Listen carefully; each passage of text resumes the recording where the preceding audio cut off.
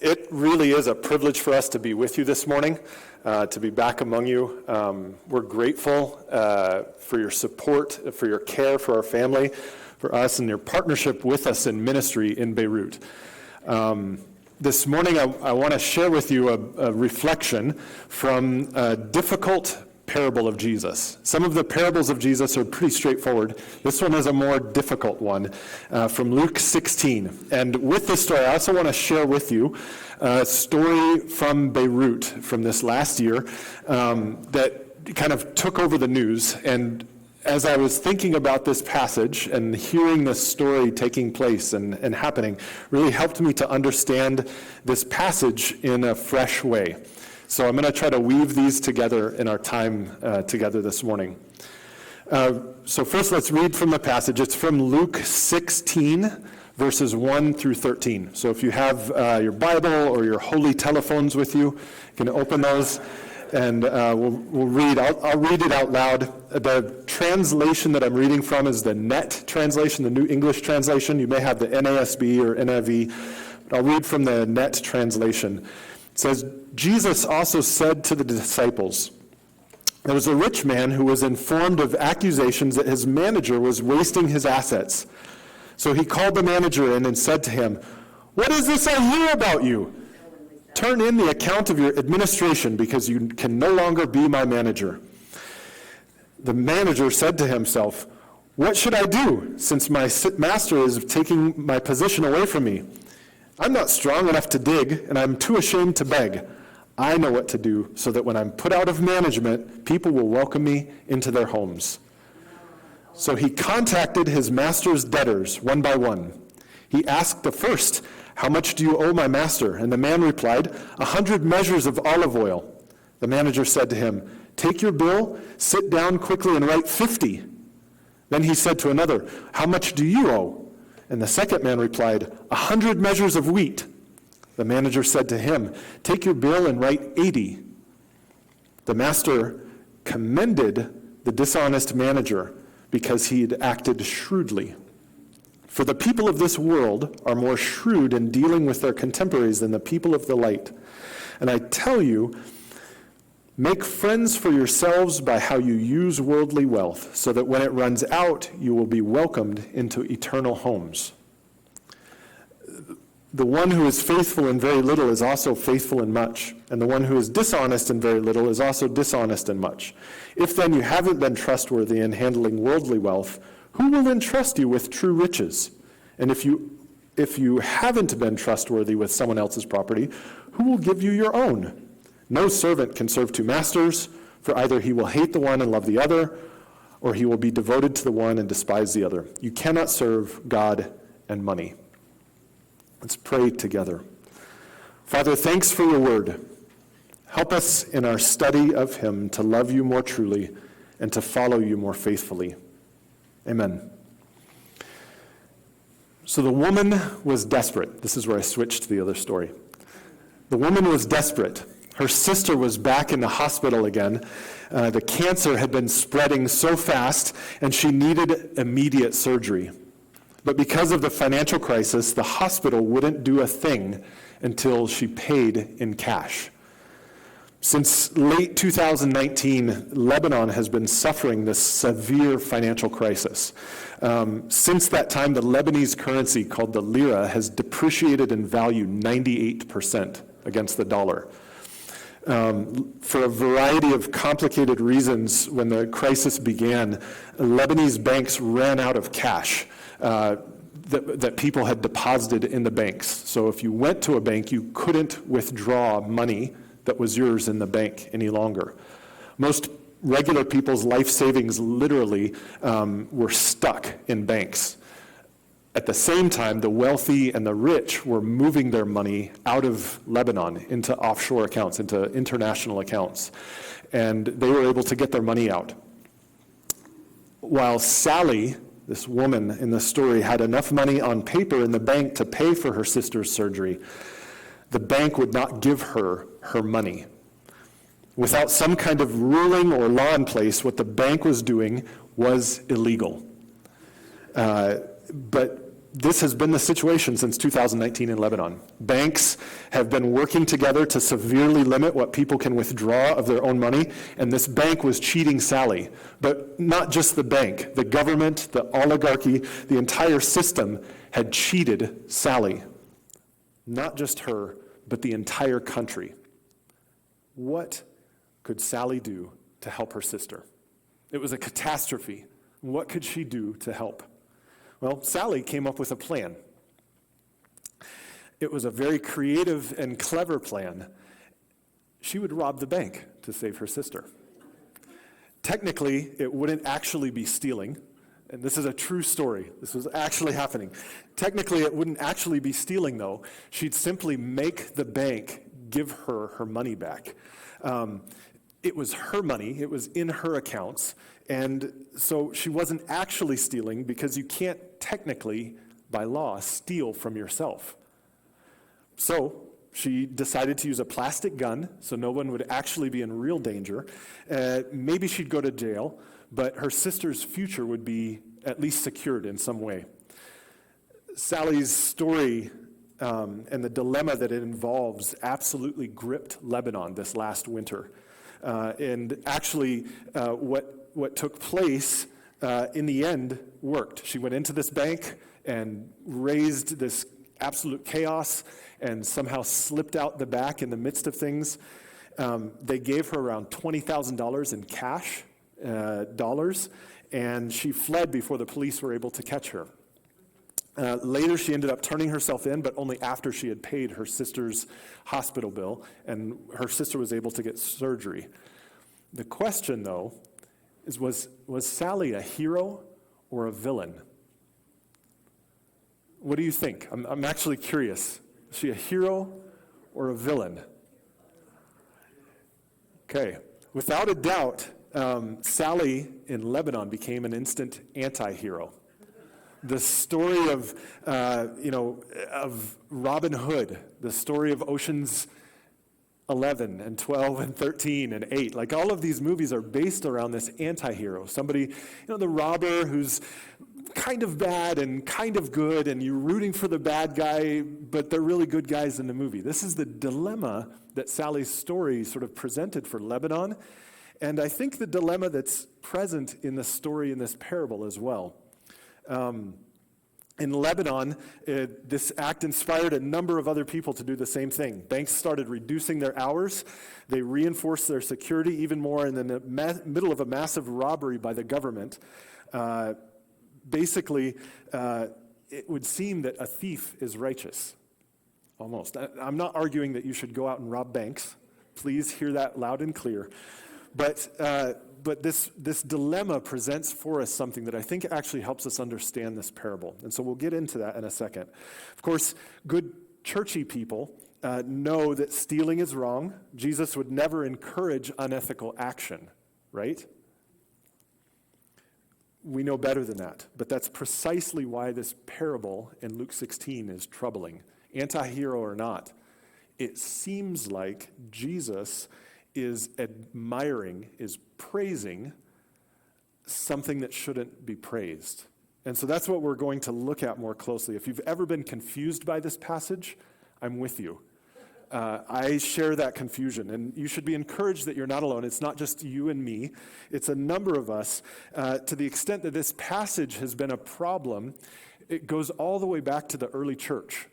In the early church, this passage was such a problem that in the year 360, the Emperor Julian, the Roman Emperor Julian, cited this parable in his writings as proof that this Jesus movement, these Jesus people, basically taught their disciples to lie and cheat.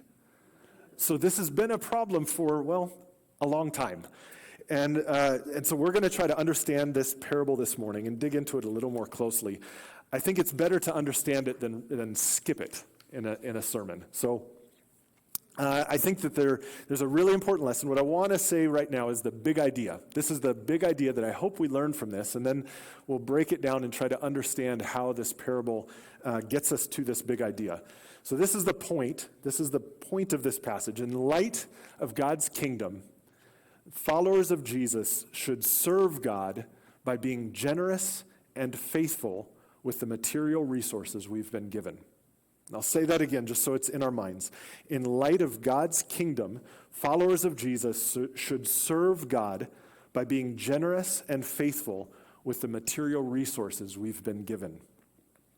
Jesus makes this point, as Luke tells it, in a way that flips around the expectations of the listeners and challenges them and us deeply. So let's take a closer look at this parable in Luke 16. In Luke 16, we can note that Luke places this parable, as Luke is writing and composing this, Luke places this parable in a series of confrontations. Jesus is engaging, he's hanging out with, we see in verse 1 of chapter 15, we see he's hanging out with traitors and sinners. And the Pharisees are also there, and they've been complaining about this. They have a problem with this. And Jesus begins speaking to them in a series of parables that sort of overturn their expectations for how the kingdom works. The series, you may be familiar with it, the lost sheep and the lost coin, the parable of the prodigal son, all precede this text. And all of these are these reversals of expectations. And then after this text comes the text about the rich man and Lazarus. In this passage, in this section, Luke is picturing Jesus challenging the Pharisees with the disciples sitting there. And then in this particular parable, Luke switches and says that Jesus begins speaking to the disciples and telling them this story. So he switches from this challenging to the Pharisees and begins speaking to the disciples. And yet at the end of the passage, we'll see that the Pharisees, Luke records the Pharisees' response. They're bothered by this parable. They begin ridiculing Jesus. It's a fascinating little section. Knowing all this context, though, helps us to keep the overall theme in view. Economics in God's kingdom, a kingdom in which there are amazing reversals of common sense expectations, where no expenses are spared, and where grace is lavishly given to those who the listeners might judge as not worthy.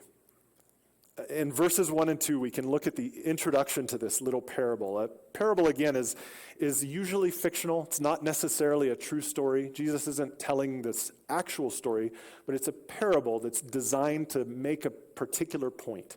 And in verse 1 and 2, the story gets started. It's quite simple and short. There's the rich man who calls in his manager because he heard his manager is wasting the rich man's resources, his wealth.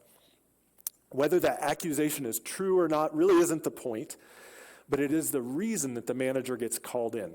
And so that's enough for us. The manager gets called in because of this and finds out he's about to lose his job. In the parable, the manager doesn't bother trying to defend himself. He just goes along with this. This might give us the impression that he's guilty as charged, but rather than a defense, in verses 3 and 4, you can see that he begins to think through. It's an internal monologue where he's thinking, and his thoughts, Luke portrays Jesus explaining this manager's thoughts. And because the manager or the steward of a wealthy household was in quite a prestigious position at that time, the manager realizes his livelihood is in trouble. He's about to lose his job. He's distressed because he's too weak for physical labor. He's too proud to beg. And what is he supposed to do? In verse 4, we see the brilliant idea that he comes up with. I know what to do so that when I am out of management, people will welcome me into their homes. And then in verse 5 and 7, the parable tells us how he puts this idea into action. Even though he's about to get fired, for now, everyone still thinks he's the manager. And so he calls in some people who owe debts to his master and reduces their debts significantly. It's a pretty straightforward kind of solution in some ways. And historical research, I think, helps highlight how significant this debt reduction is, or this debt forgiveness is. There's a total owed of 875 gallons of oil, if we were to use modern day or current measurements, the way we measure things here in the United States. This is the produce of a large olive grove. It would be equivalent to potentially around 3 years of wages for a daily worker. So this is a significant amount, 50% reduction. Whew. Wow. What a weight off of this person's shoulders, right? I mean, this is a significant debt reduction. The amount of wheat is also, it's 1,000 bushels. This represents the yield of about 100 acres. This might be 20 to 25 small family plots of wheat. Again, a significant reduction. This would be 9 years of wages, the total amount for a daily worker, and that's reduced down from 100 to 80, the measure, so a 20% reduction. What a relief for these debtors. Everyone's with me so far? By this reduction, the manager is hoping to gain their favor. He's going to win himself the good graces of these people. And then in verse 8, we come to this big surprise. The rich man commends him. The rich man praises him for this action. Why would he praise this dishonest manager? What is going on here? Why on earth would the master commend someone who had seemingly just caused him to lose a great deal of wealth? This was owed to him. How could the master accept this? Why would the master commend this? And more importantly, why is Jesus commending this wastefulness? I think the answer has to do with the effect of the debt relief on the different characters in the story. And to understand this effect, I actually want to introduce you to, briefly, an Arab Christian scholar, a Bible commentator from the 11th century. His name in Arabic, his name is Abu al-Faraj Abdullah ibn Tayyib. And he's quite well known. There hasn't been a lot of research that's been done about him, but there's more and more research that's being done presently. So if you're interested in Arabic and Middle Eastern studies, there's a whole field that needs to be researched actually on Ibn Tayyib to bring out his Bible commentaries and to make them more popularly available. But 1,000 years ago, Ibn Tayyib was an Arab Christian writer, a polymath. That means he's really good at a number of different things and was an expert teacher. He was a priest in the Church of the East who lived in Baghdad, where VBS took place this week, where Babylon was actually located. He lived in Baghdad and was a part of this huge translation movement under the Arab leadership, the Arab Muslim leadership. But he's a Christian, an Arab Christian, Arabic-speaking Christian. And he wrote this commentary on the entire Bible, that, including the Gospels, that I think is one of the greatest exegetical collections of Christian Arabic literature. And in this collection, he comments on this passage. And his commentary on this passage, I think, actually opens up the impact, the effect. He helps explain it in a way based on Middle Eastern culture that actually makes a whole lot of sense. So first, he points to the impact on the debtors. Ibn Tayyib says this one, is really obvious. They gain a massive reduction in what they owe. They're going to be super happy. They're going to, experience this huge sense of relief. Their debt has been reduced. It's been forgiven. How would they not feel a sense of hospitality, of wanting to give back to this person who's reduced their debt? The benefit for the dishonest manager is also clear. For relieving their debt, the debtors are certainly grateful to this manager for being so wasteful. Wastefulness is to our benefit, and so they would want to. The benefit for the dishonest manager is real. He gains hospitality and connections. He bought himself into the good graces of others who might be able to help him when he loses his job. But there's the rich man. And the rich man, Ibn Tayyib explains, that in Middle Eastern culture, this master would have gained public face in the community. His reputation increases, his honor increases in the community, and so the master also wins. His debt has been reduced, his wealth may have been decreased, or the amount of gain was decreased, but in the community he would be perceived as magnanimous and generous. He's someone who anyone would want to do business with in the future. Sign me up to do business with this guy if he's going to potentially reduce what I owe him at times. Of course, the master could try to change accounts later and bring these people back in and say, no, you owe me this much. But then, of course, the community would perceive him as a jerk. Like, how could you go back on your word? So the dishonest manager in relation to the master has elevated his standing and elevated his position, but guaranteed that it's going to stay this way. This master, the rich man, can't go back on this. I think this is fascinating. In this telling, in this way of understanding that Ibn Tayyib in Baghdad in the 11th century explains about this passage, he opens the text for us and helps us to understand that actually all three characters win. All three characters in this story benefit and win. And although it's in different ways, everyone wins. And if this is the case, my inclination is actually to follow Ibn Tayyib's commentary here, his idea. This parable serves to remind the listeners and us of the day of the Feast of Jubilee from the Old Testament, the Old Covenant. This feast was meant to be celebrated every 7 years, and the people of God at this feast were to end or cancel all debts held by each other. Everything was reset in society, and it worked as a giant equalizer among the people of God. All debts were reset. All debts were canceled, and it was meant to demonstrate God's reign among them. This equality that was meant to characterize the people of God. In this way, the dishonest manager in Jesus' parable ends up being an agent of Jubilee. He actually acts in a righteous way based on the old covenant. And in this way, he puts God's reign into action on earth. I think this is a fascinating way of understanding this parable and making sense of why the master commends him, but also Jesus is holding him up as an example, as something admirable. The moral of the story then, according to Jesus, through Luke's telling here, is that, perhaps it's disturbing for some of us to hear about debt relief. Jesus' explanation of the moral of the story in verse 9, though, has the effect of offending the Pharisees. You see, at the end of the parable, his explanation, Jesus' moral of the story, offends the Pharisees who were listening too. We can take a look at what Jesus' in Luke's telling actually gives us the moral of the story. In verse 8, he says, "The children of this age are more shrewd in dealing with their own generation than are the children of light."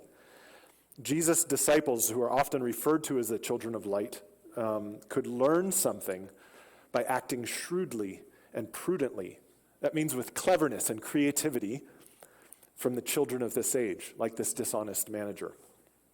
Cleverness and creativity are not to be despised. Jesus is directly pointing to this dishonest manager as an example for those who follow him of what it means to act cleverly and creatively. I think what Jesus would say about this question of Sally, was she a hero or a villain? I don't know for sure. And when I talked about this in Lebanon, I also said I don't know for sure, and everybody wanted to debate this after the sermon. But I think from this text today, I would wonder if Jesus would look at that situation with Sally and kind of smile and say, those armed depositors are wiser in dealing with banks than the people in churches. You could learn a thing from them. And so it's fascinating to me to kind of imagine Jesus' response to this modern day situation. At any rate, the Cuban church historian Justo Gonzalez explains Jesus' point in this way. He says, this clever agent used the resources he had in the old order of things to gain reward, hospitality, and connection in the new order of things, one that benefits everyone. And when Justo Gonzalez is talking about old order and new order, it reminds us, it raises for us the context in Jesus' mind. It reminds us that this isn't just about the present and now. It's about the future kingdom.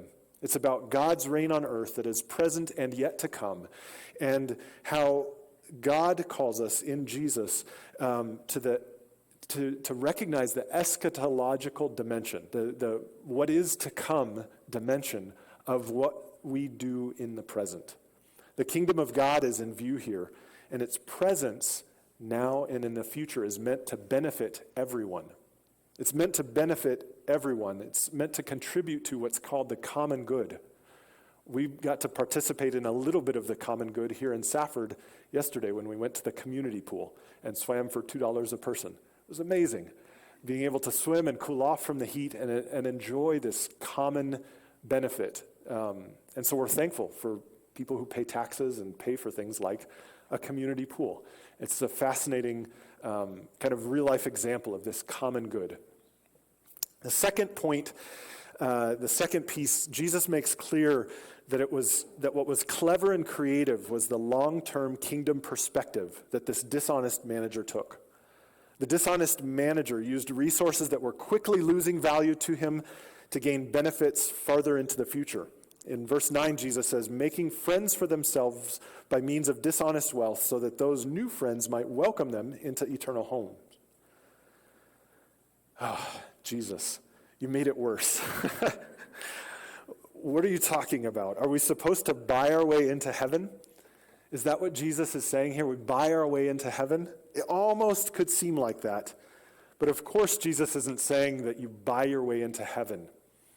What's going on here, I think, and the point that is being made, is that instead of using dishonest wealth to exploit others as the rich do, Jesus' disciples are to use wealth to make friends for themselves.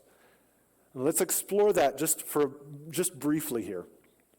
Friendships are based on reciprocity and equality. There's a sense of being able to give and take back and forth.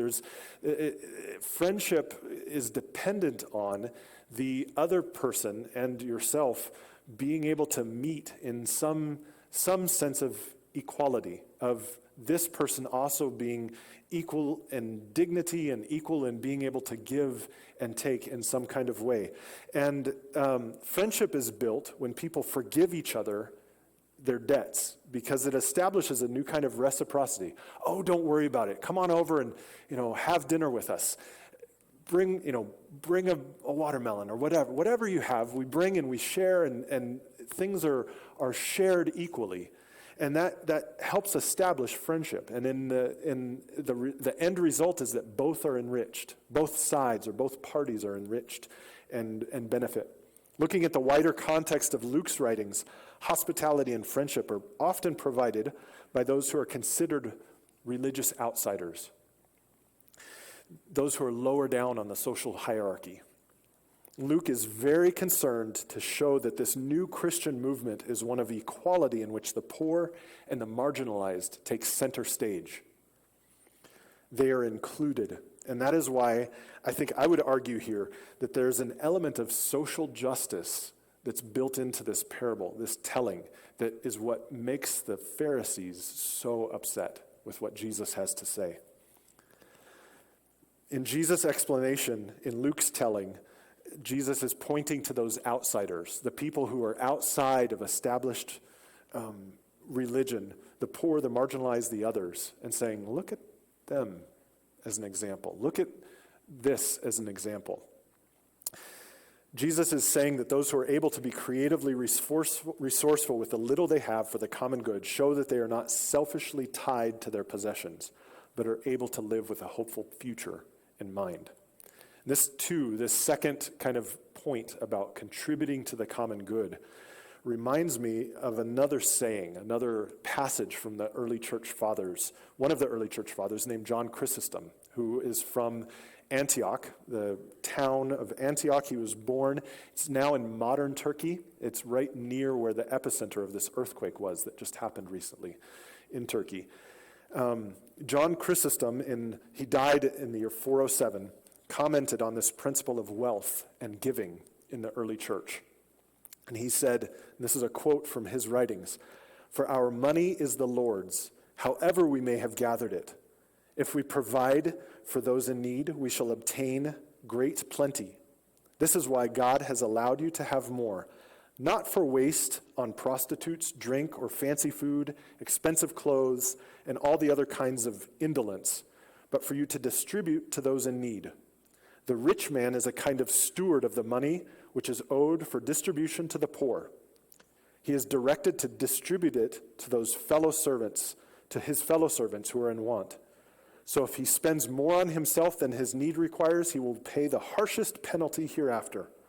For his own goods are not his own, but belong to his fellow servants. For you have obtained more than others have, and you have received it, not to spend it on yourself, but to become a good steward for others as well.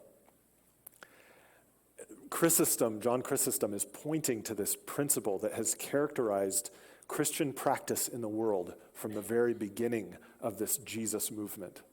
He's pointing to this principle that you cannot serve God and money. You can either serve God with your money by being generous and faithful with what you have, or you can serve money as your God. Those are uncomfortable words, perhaps, but words that challenge us in how we think about and use our wealth and resources. I think this parable about money cannot just be spiritualized. This is about real material resources, and Luke tells us about Jesus' different way of thinking about this real material wealth, the real material resources. And I think in view of God's kingdom, we should use our resources in a different way than the world, by being generous and faithful with what we've been given. And I want to note here, I'm not saying this to say give more to us. We are so thankful for your partnership and your support of us. What I'm saying is more a broad principle that we put into practice as we follow Jesus. In Luke's telling of this parable of Jesus, we find out in the next verse, as I keep pointing to, right after this passage, that the Pharisees found Jesus' words really uncomfortable. It says the Pharisees, who loved money, heard all this and ridiculed him. And you know what? On my own strength, I think I would respond exactly the same as them. Because I want to use my money, my time, and my resources on myself. Not on God, and certainly not on other people unless they can help me. Jesus is calling each of us, and all of us together as a community, to loosen our grip on what's ours, and what's ours in this world, and to be generous and faithful with what we've been given. Let me close with a prayer.